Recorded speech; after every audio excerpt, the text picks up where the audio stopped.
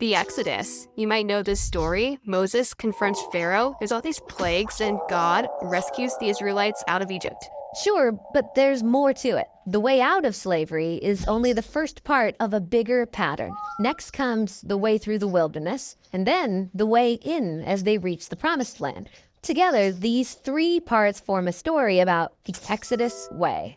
Okay, let's check it out. So first is the way out of slavery. Right, that's the part everyone knows. Pharaoh is a harsh slave master, grinding the Israelites into the dust of death. So God sends Moses to confront Pharaoh to let the people go. And as they leave, they come to what seems like an impossible barrier, a flood of waters that are blocking them in.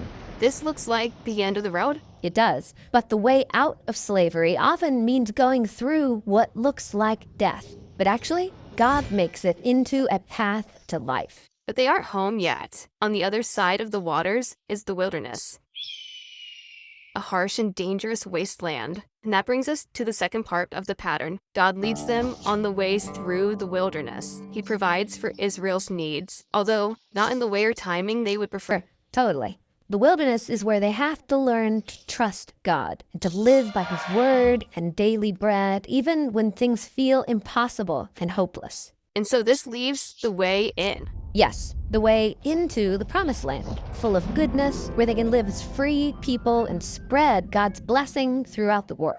Okay, I see these three parts. The way out, through, and in.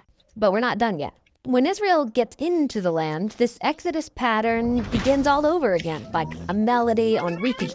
What do you mean? Well, they constantly find themselves facing new threats of violence and oppression. And to confront these new Pharaoh-like enemies, God raises up new Moses-like leaders to rescue the people and lead them out of slavery and into freedom again. There are also stories of these leaders having their trust in God put to the test in dangerous situations, sometimes in an actual wilderness. And usually, when these crises resolve, God brings about a time of peace and abundance in the land. So this Exodus pattern of the way out, through, and in, it's woven throughout all of Israel's story. Yes, but things turn tragic. The oppressors turn out to be not just foreign rulers, but Israel's own kings who exploit their own people.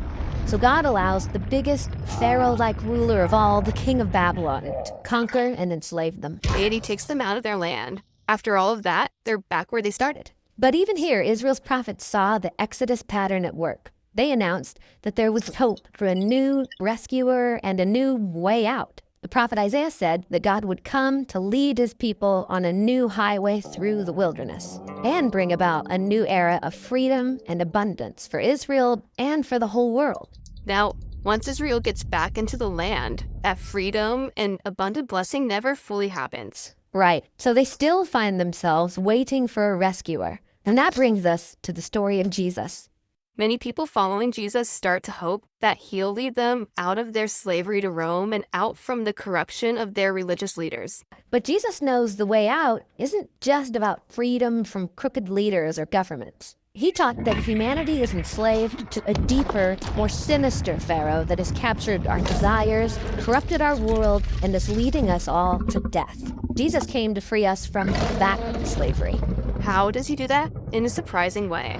Jesus walks into the chaotic waters of death itself to make a path for anyone who wants true freedom. The way out. Exactly. This is why the first followers of Jesus called their movement the Way. They baptized themselves in the waters as a symbol that they are following Jesus on the way out of slavery to death.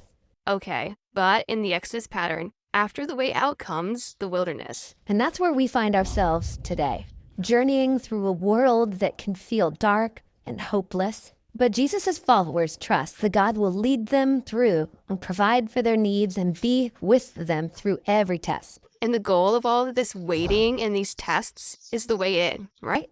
Yes, and this time it's into a cosmic promised land where everything is made new. Everything made new? Well, Jesus described it as a cosmic rebirth, or as the reunion of heaven and earth, where all relationships are unified in love and joy and peace. This is the ultimate land of promise. So the Exodus story is about way more than Moses and Israel. Yes, it is also our story. And Jesus himself, he is the way out, the way through, and the way in.